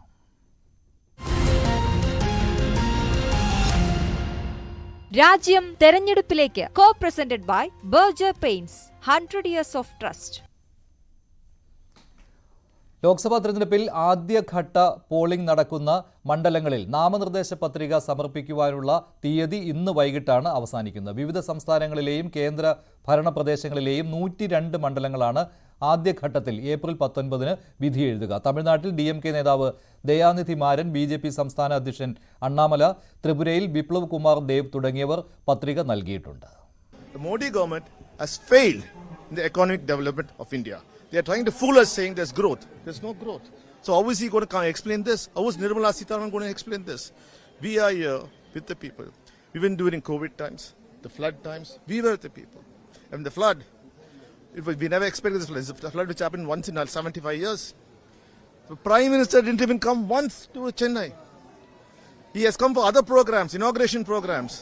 He comes and says, so I say, Vanakkam to Chennai, but he has no love for Tamil Nadu. Probably he can read good from the teleprompters, but he's not able to read the minds of hearts of people of Tamil Nadu. எங்களுடைய போட்டி தமிழகத்தினுடைய வளர்ச்சியை தடுக்கக்கூடிய ஆதிக்க சக்திகளோடு. இன்னைக்கு 2 வேட்பாளரும் காலையிலிருந்து மாலை வரை, ஏன்னா இப்போ பாத்தீங்கன்னா BJP இங்கே வலிமையாவதற்கு முன்பு அவர்களுக்குள்ள சண்டை போட்டாங்க. இன்னைக்கு BJP வலிமையடைந்து கோயம்புத்தூர் பாராளுமன்ற தொகுதி தமிழகம் முழுவதுமே வெற்றியடைய போகிறது என்று தெரிந்த பிறகு இருவரும் சேர்ந்து பாரதிய ஜனதா கட்சியில சண்டை போடுறாங்க. அதான் இன்னைக்கு நடந்து கொண்டிருக்கிறது. ஆனால் உங்களுக்கு தெரியும், நாங்கள் தெளிவாக இருக்கின்றோம். எங்களுடைய சண்டை யாரோடு? எங்களுடைய சண்டை யாரெல்லாம் வளர்ச்சியை தடுக்கின்றார்களோ அவர்களோடு.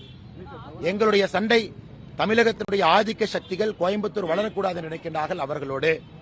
எங்களுடைய சண்டை யாரெல்லாம் கஞ்சா விற்கிறாங்களோ அவர்களோடு. எங்களுடைய சண்டை யாரெல்லாம் அடுத்த தலைமுறையினுடைய வளர்ச்சியை தடுக்கின்றார்கள் അവர்களോട്. അതിലെ മിക തെളിവാக இருக்கின்றோம். ദയാനിധിമാരന്റെയും അണ്ണാമലയുടെയും പ്രതികരണമാണ് കേട്ടത്. ആദ്യഘട്ടത്തിൽ പോളിംഗ് നടക്കുന്നതിൽ ഏറ്റവും പ്രധാനപ്പെട്ട സംസ്ഥാനം തമിഴ്നാടാണ്. കൂടുതൽ വിവരങ്ങൾ നൽകാൻ ER രാഗേഷ് ചേരുന്നുണ്ട്. രാഗേഷ്, തമിഴ്നാട്ടിൽ തെരഞ്ഞെടുപ്പ് പ്രചാരണങ്ങൾ ഊർജിതമായി വരികയാണല്ലോ. ഇന്ന് നാമനിർദ്ദേശ പത്രിക സമർപ്പിക്കുന്ന അവസാന തീയതിയുമായി പ്രധാനമന്ത്രി നരേന്ദ്രമോദി തുടർച്ചയായിട്ട് തമിഴ്നാട്ടിലേക്ക് വരുന്നതിനെയാണല്ലോ ഇപ്പോൾ അനുകൂലമായിട്ടും പ്രതികൂലമായിട്ടുമുള്ള പ്രതികരണങ്ങളിലൂടെ നേതാക്കൾ കാണുന്നത്. ഇപ്പോൾ മാരൻ മോദിയെ വിമർശിക്കുന്നു, അതേസമയം അണ്ണാമല ഈ മോദിയുടെ വരവ് തമിഴ്നാടിന് വലിയ ഊർജ്ജമാകുന്നു എന്ന് പറയുന്നു.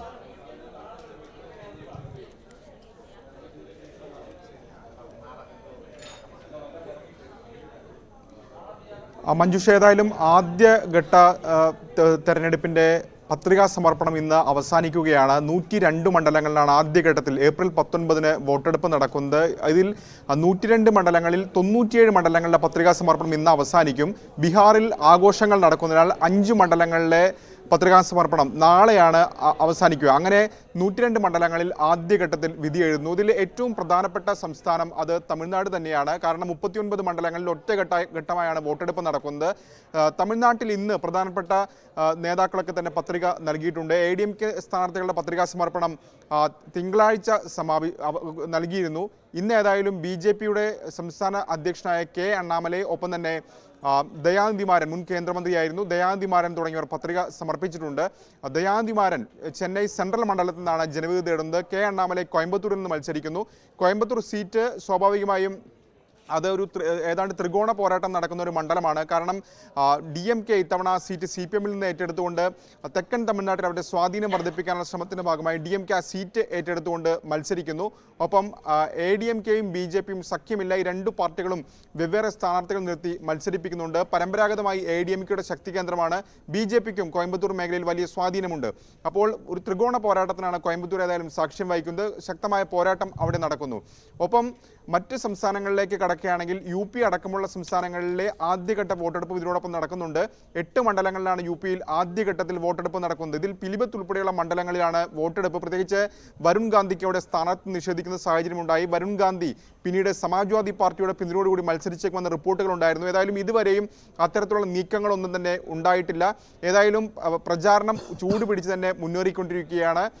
പ്രത്യേകിച്ച് 102 മണ്ഡലങ്ങൾ എന്ന് പറയുമ്പോൾ തമിഴ്നാട് അത് ഏറ്റവും എടുത്തു പറയുകയാണെങ്കിൽ ഇന്ത്യ സഖ്യം വലിയ പ്രതീക്ഷ വയ്ക്കുന്ന ഒരു സംസ്ഥാനം കൂടിയാണ്. കഴിഞ്ഞ തവണ 38 സീറ്റുകൾ വിജയിക്കുകയും ചെയ്തിരുന്നു. ഏതായാലും BJP-യും ഇത്തവണ ചില പ്രതീക്ഷകളൊക്കെ തന്നെ പങ്കുവയ്ക്കുന്നുണ്ട്. K അണ്ണാമലയുടെ സ്ഥാനാർത്ഥിത്വമൊക്കെ വലിയ ഗുണം ചെയ്യും എന്നൊരു പ്രതീക്ഷ BJP-യും പങ്കുവയ്ക്കുകയും ചെയ്യുന്നുണ്ട്. ADMK ആകട്ടെ ഇത്തവണ ഒറ്റയ്ക്ക് മത്സരിക്കുന്നു.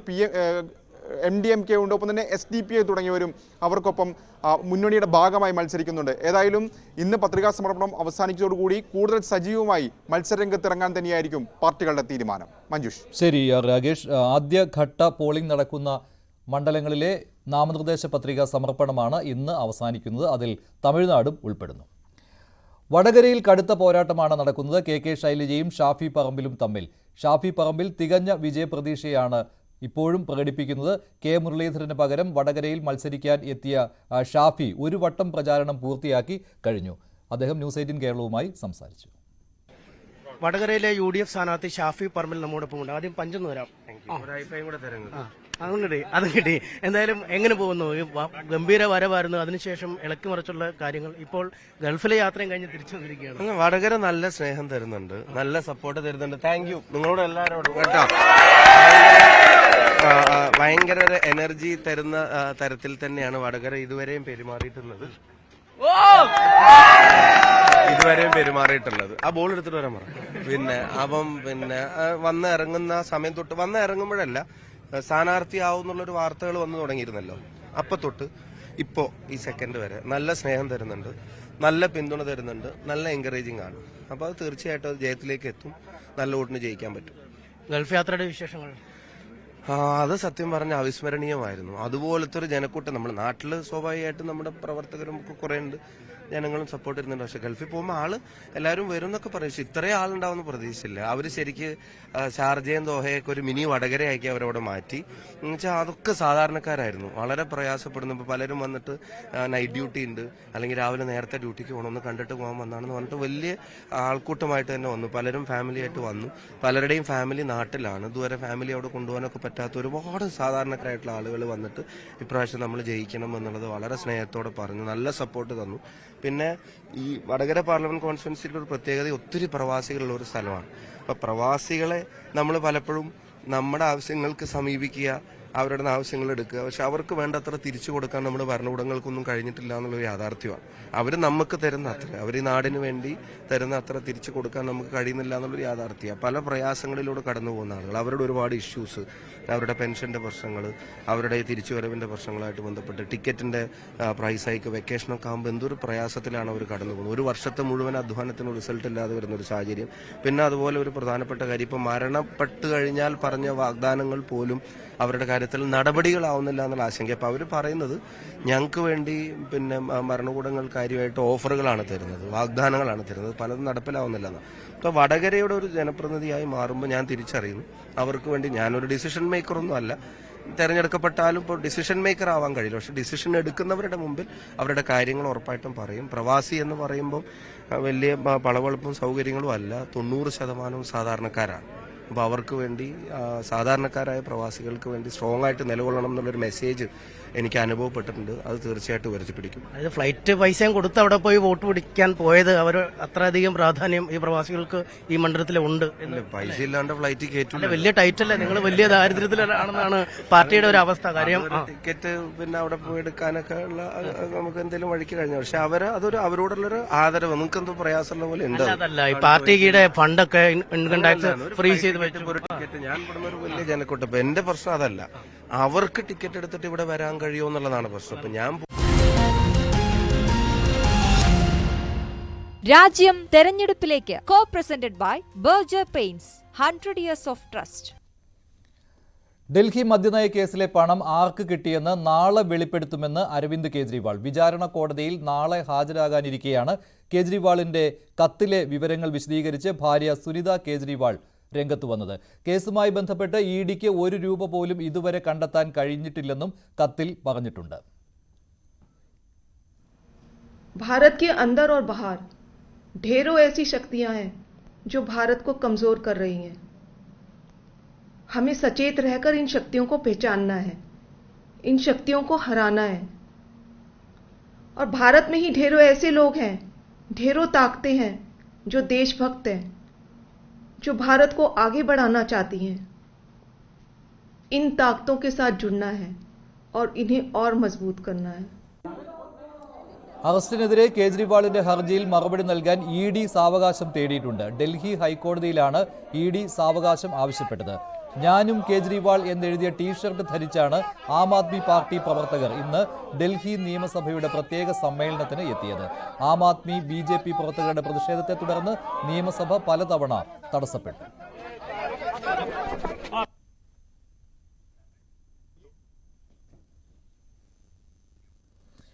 വളരെ പ്രധാനപ്പെട്ട ഒരു വാർത്ത വരികയാണ്. മാസപ്പടി ഇടപാടിൽ ഇഡിയുടെ അന്വേഷണവും വരികയാണ്. മുഖ്യമന്ത്രി പിണറായി വിജയന്റെ മകൾ വീണ വിജയൻ ആരോപണ വിധേയയായ മാസപ്പടി കേസിലാണ് അന്വേഷണത്തിന് ഇഡിയും വരുന്നത്.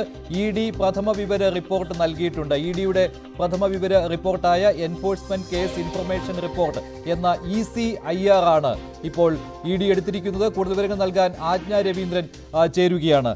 ആജ്ഞ, ഇത് മറ്റേജൻസികളുടെ FIR, പോലീസിന്റെ FIRന് സമാനമാണല്ലോ ECIR ഇഡിയുടെ. അങ്ങനെ ഇഡി നേരിട്ട് ഈ വിഷയത്തിൽ ഇടപെടുകയാണല്ലോ.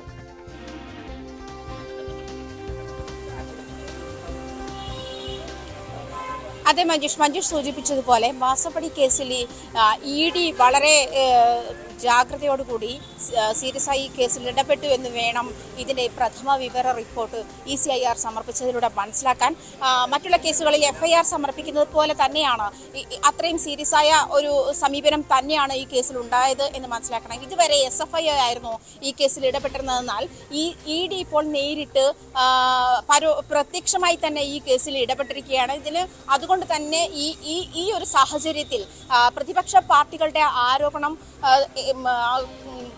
ങ്ങൾക്ക് കൂടി ഇത് ചെയ്തിട്ട് പരിഗണിച്ചുകൊണ്ടാണ്, ഈ മാത്യു കുഴനാടന്റെ ഉൾപ്പെടെയുള്ള പരാതികൾ പരിഗണിച്ചുകൊണ്ടാണ് ഇപ്പോൾ ഇഡി ഇങ്ങനെയൊരു നീക്കത്തിലേക്ക് കടന്നതെന്ന് വേണം മനസ്സിലാക്കാൻ. നേരത്തെ നമുക്കറിയാം SFIO ഈ കേസിൽ ഇടപെട്ടു. എന്നാൽ കമ്പനികൾ തമ്മിലുള്ള ഇടപെടലുകളിലാണ് SFIOയ്ക്ക് ഇടപെടാൻ കഴിയുക എന്നാണ് മനസ്സിലാക്കുന്നത്.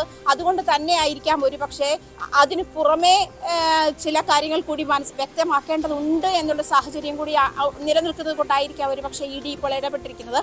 എന്നാൽ ഈ ഒരു സാഹചര്യത്തിൽ, പ്രത്യേകിച്ചും തെരഞ്ഞെടുപ്പ് പ്രഖ്യാപിച്ചിരിക്കുന്ന ഒരു സാഹചര്യത്തിൽ ഇഡി ഇത്തരം കേസുകളിൽ അലേർട്ട് ആകുന്നതിന്റെ ഉദ്ദേശശുദ്ധി കൂടി ചിന്തിക്കേണ്ടതുണ്ട് എന്ന് ഭരണപക്ഷ കക്ഷികൾ പ്രതികരിക്കുകയും ചെയ്തിട്ടുണ്ട്. മഞ്ജുഷ്, വളരെ പ്രധാനപ്പെട്ട കാര്യമാണ്. എൻഫോഴ്സ്മെന്റ് ഡയറക്ടറേറ്റിന്റെ അന്വേഷണം നടക്കാൻ പോവുകയാണ്. എക്സാലോജിക്കും CMRലും തമ്മിലുള്ള ഇടപാടിൽ തെരഞ്ഞെടുപ്പ് പ്രചാരണം ചൂടുപിടിക്കുന്ന സമയത്താണ് ECIR എടുത്തിരിക്കുന്നത്. എൻഫോഴ്സ്മെന്റ് ഡയറക്ടറേറ്റ് അങ്ങനെ മാസപ്പടി കേസിൽ SFIOയ്ക്ക് പിന്നാലെ എൻഫോഴ്സ്മെന്റ് ഡയറക്ടറേറ്റും എത്തുകയാണ്. നേരത്തെയും എക്സാലോജിക്കിനെതിരെ കേന്ദ്ര ഏജൻസികളുടെ അന്വേഷണം നടന്നതാണ്. പക്ഷേ CMRലുമായിട്ടുള്ള മാസപ്പടി കേസിലും ഇപ്പോൾ എൻഫോഴ്സ്മെന്റ് ഡയറക്ടറേറ്റ് നേരിട്ട് അന്വേഷണത്തിന് എത്തുകയാണ്. വളരെ രാഷ്ട്രീയ ചർച്ചകൾ ഉണ്ടാകുന്ന ഒരു വിഷയമാണ്. ഇവിടെ അന്തർധാരകൾ സജീവമാണ് എന്നുള്ള വിമർശനങ്ങൾ നടക്കുന്ന സമയമാണ്. എൻഫോഴ്സ്മെന്റ് ഡയറക്ടറേറ്റിന്റെ നടപടി ഡൽഹി മുഖ്യമന്ത്രിക്കെതിരെ ഉണ്ടായ സമയത്ത്, അറസ്റ്റ് ഉണ്ടായ സമയത്ത് കൂടിയാണ് എന്നുള്ള പ്രത്യേകതയുമുണ്ട്. അങ്ങനെ എക്സാലോജിക്കും CMRലും തമ്മിലുള്ള ഇടപാടിൽ എൻഫോഴ്സ്മെന്റ് ഡയറക്ടറേറ്റിന്റെ അന്വേഷണം അങ്ങനെ ECIR നൽകിയിരിക്കുകയാണ് എൻഫോഴ്സ്മെന്റ് ഡയറക്ടറേറ്റ്. കൂടുതൽ പ്രതികരണങ്ങൾ വൈകാതെ തന്നെ ഈ വിഷയത്തിൽ ഉണ്ടാകും എന്നുള്ള കാര്യം ഉറപ്പാണ്. മാത്രമല്ല, തെരഞ്ഞെടുപ്പ് പ്രചാരണത്തിലും ഇത് വലിയൊരു വിഷയമായി മാറുകയും ചെയ്യാം. മറ്റൊരു വാർത്തയിലേക്ക് പോവുകയാണ്. ഇടുക്കി മൂന്നാറിൽ ആദിവാസി വിദ്യാർത്ഥികൾക്ക് ഹോസ്റ്റലിൽ മർദ്ദനം. മൂന്നാർ MRS ഹോസ്റ്റലിലാണ് വിദ്യാർത്ഥികളെ ഹോസ്റ്റൽ ജീവനക്കാരൻ മർദ്ദിച്ചത്. ഹോസ്റ്റൽ ജീവനക്കാരനായ സത്താറിനെതിരെ ജാമ്യമില്ലാ വകുപ്പ് പ്രകാരം പോലീസ് കേസെടുത്തിട്ടുണ്ട്. 9 മണിയായപ്പോഴത്തേക്ക് കുറിച്ച് അത് കഴിഞ്ഞ് ഞങ്ങള് കിടന്നുറങ്ങി. അലമ്പൊക്കെ ഉണ്ടായിരുന്നു. അപ്പോൾ താഴ്ന്ന +1 വന്നിട്ട് അലമ്പുണ്ടാക്കരുത് എന്ന് പറഞ്ഞു. ഞങ്ങൾ അലമ്പുണ്ടാക്കാതെ കിടന്ന് കുറേ നേരം കഴിഞ്ഞിട്ട് വേറെ ആരും ചെന്ന് പറഞ്ഞു വെച്ച് സത്താറായിട്ട് മുകളിലോട്ട് കയറി വന്നു. അത് കഴിഞ്ഞ് ഞങ്ങൾ കുറേ വഴക്കൊക്കെ പറഞ്ഞു കഴിഞ്ഞിട്ട് നേരെ താഴത്തുള്ള സിക്ക് റൂമിലോട്ട് കൊണ്ടുപോയിട്ട് വെള്ളമൊക്കെ കുറേ നേരം ഒഴിച്ച് കഴിഞ്ഞ് അമ്മയ്ക്കും അച്ഛനൊക്കെ ചീത്ത വർത്തമാനമൊക്കെ പറഞ്ഞ് തല്ലുമൊക്കെ ചെയ്യുകയായിരുന്നു. കൈവച്ചും പിടിവെച്ചു. എത്ര പേരുണ്ടായിരുന്നു? 3 പേര്. പച്ചവെള്ളമാണോ വെച്ചത്? പച്ചവെള്ളം മേത്ത് വെച്ചിട്ട് പടി വെച്ചടിച്ചു. മൂന്നാറിലാണ് ഈ സംഭവം. ആദിവാസി ഹോസ്റ്റലിലാണ് ഇങ്ങനെയൊരു മർദ്ദനം നടന്നത്. കൂടുതൽ വിവരങ്ങൾ നൽകാൻ പ്രിൻസ് ചേരുകയാണ്. പ്രിൻസ്, എന്തായിരുന്നു ഈ സംഭവം? എന്നാണ് ഈ സംഭവം നടന്നത്? കഴിഞ്ഞ ദിവസമാണ് ഇത്തരത്തിലൊരു സംഭവം നടന്നതായി പോലീസ് പരാതി ലഭിക്കുന്നത്. ഇന്ന് പോലീസ് പരാതി സ്കൂൾ അധികൃതർ നൽകിയായിരുന്നു. കുട്ടികളുടെ സ്കൂൾ അധികൃതരെ വിവരം അറിയിച്ചതിനെ തുടർന്നാണ് സ്കൂൾ അധികൃതർ പോലീസിൽ പരാതി സമർപ്പിച്ചത്. കഴിഞ്ഞ ദിവസം കുട്ടികൾ മദ്യപിച്ചു എന്നൊരു ആരോപണം കേസുമായി ബന്ധപ്പെട്ട് ഉയർന്നിരുന്നു. ഇത്തരത്തിൽ ആരോപണം ഉന്നയിക്കപ്പെടുകയും തുടർന്ന് ഈ മർദ്ദനമേറ്റ കുട്ടികളാണ് ഇത്തരം നടപടികൾ ചെയ്തതെന്ന് ആരോപിക്കുകയും ഈ കുട്ടികളെ മർദ്ദിക്കുകയുമായിരുന്നു എന്നാണ് ആരോപണം. വളരെ ക്രൂരമായി മർദ്ദനം നടത്തി. ഒപ്പം ഈ കുട്ടികളെ ചീത്ത വിളിച്ചതായിട്ടും ഒക്കെ ഇവർ പറയുന്നുണ്ട്. തുടർന്നാണ് ഈ കുട്ടികൾ സ്കൂൾ അധികൃതരെ ഈ വിവരം അറിയിക്കുകയും തങ്ങളെ ഈ ഹോസ്റ്റലിലെ വാച്ചർ മർദ്ദിച്ചതായി വിവരം അറിയിക്കുകയും ചെയ്യുകയായിരുന്നു. തുടർന്നാണ് ഈ സ്കൂൾ അധികൃതർ പോലീസിൽ പരാതി നൽകിയത്. പോലീസ് എന്തായാലും ഇയാളെ കസ്റ്റഡിയിൽ എടുത്തിട്ടുണ്ട്. പോലീസ് നടത്തിയ അന്വേഷണത്തിൽ പരിശോധനയിൽ കുട്ടികളുടെ ദേഹത്ത് മർദ്ദനമേറ്റ പാടുകളൊക്കെ കണ്ടെത്തിയിട്ടുണ്ട്. എന്തായാലും മൂന്നാർ ഡിവൈഎസ്പിയുടെ നേതൃത്വത്തിലാണ് അന്വേഷണം നടത്തുന്നത്. വിശദമായ അന്വേഷണത്തിന് ശേഷം ആവും ഇയാളുടെ അറസ്റ്റ് രേഖപ്പെടുത്തുക. ശരി പ്രിൻസ്. മൂന്നാറിൽ ആദിവാസി ഹോസ്റ്റലിൽ വിദ്യാർത്ഥികളെ വാച്ചർ മർദ്ദിച്ചു. മാധ്യമങ്ങൾക്കെതിരെ ലോകായുക്ത ജസ്റ്റിസ് സിറിയക് ജോസഫ്. ലോകായുക്ത പല്ലില്ലാത്ത കടുവയാണെന്ന് താൻ നിയമിതനായപ്പോൾ മാധ്യമങ്ങൾ പറഞ്ഞു. എന്നാൽ പറഞ്ഞവരൊക്കെ പിന്നീട് അത് മാറ്റി പറഞ്ഞുവെന്ന് ജസ്റ്റിസ് സിറിയക് ജോസഫ്. സാധാരണ ജനങ്ങളെ ബാധിക്കുന്ന നിരവധി പ്രശ്നങ്ങൾ പരിഹരിച്ചു. പക്ഷേ മാധ്യമങ്ങൾ വിവാദങ്ങൾക്കും ആരോപണങ്ങൾക്കും പ്രാധാന്യം കൊടുത്തതായും ജസ്റ്റിസ് സിറിയക് ജോസഫ് പറഞ്ഞു. അദ്ദേഹത്തിന്റെ വിടവാങ്ങൽ ചടങ്ങായിരുന്നു ഇന്ന്.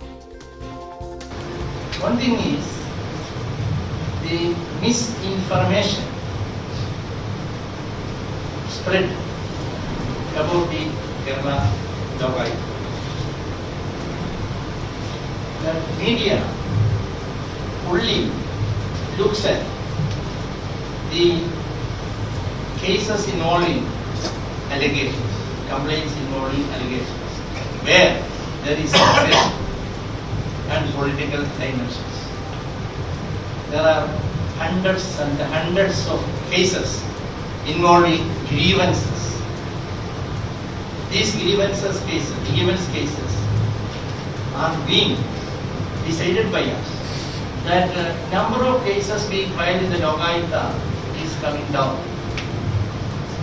It is projected in such a way that number is coming down because of us. What can we do? ഈ കുട നന്നാക്കാനുണ്ടോ എന്ന് ചോദിച്ച് നടക്കുന്നത് പോലെ കേസുണ്ടോ എന്ന് കംപ്ലൈന്റ് ഉണ്ടോ എന്ന് ചോദിച്ച് നടക്കാനായിട്ട് ഇരുവൻസുള്ള ആൾക്കാർ, അലിഗേഷൻ ഉള്ള ആൾക്കാർ കോടതിയിൽ. ലോകായുക്ത പദവിയിൽ നിന്ന് ജസ്റ്റിസ് സിറിയക് ജോസഫ് വിരമിച്ചു. കാസർഗോഡ് പാലായിൽ കഴിഞ്ഞ ദിവസം ഒരു കുടുംബത്തെ ഊരുവിലക്കിയ വാർത്ത പുറത്തു വന്നിരുന്നു. CPM-നെതിരെയായിരുന്നു ഈ ആരോപണം ഉണ്ടായിരുന്നത്. മാത്രമല്ല തേങ്ങയിടുന്നത് തടയുന്ന വീഡിയോ ദൃശ്യങ്ങളും പുറത്തു വന്നിരുന്നു. ഈ ദൃശ്യത്തിൽ ഉൾപ്പെട്ട ഈ തേങ്ങയിടുന്നത് തടഞ്ഞ ആളുകൾക്കെതിരെ ഇപ്പോൾ പോലീസ് കേസെടുത്തിരിക്കുകയാണ്. CPM ബ്രാഞ്ച് കമ്മിറ്റി അംഗങ്ങൾ ഉൾപ്പെടെയുള്ളവർക്കെതിരെയാണ് കേസെടുത്തത്. 9 പേർക്കെതിരെ പോലീസ് കേസെടുത്തിട്ടുണ്ട്.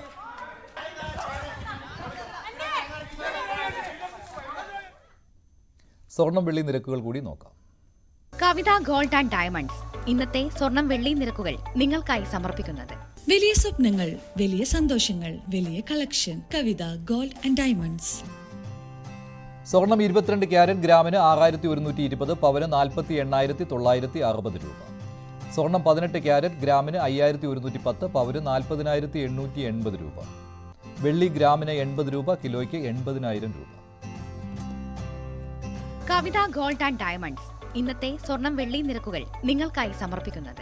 വലിയ സ്വപ്നങ്ങൾ, വലിയ സന്തോഷങ്ങൾ, വലിയ collection. Kavitha gold and diamonds. പകൽ വാർത്ത അവസാനിക്കുകയാണ്. ഇടവേളയ്ക്ക് ശേഷം സ്പോട്ട് ലൈവുമായി ടോം കുര്യാക്കോസ് ചേരും.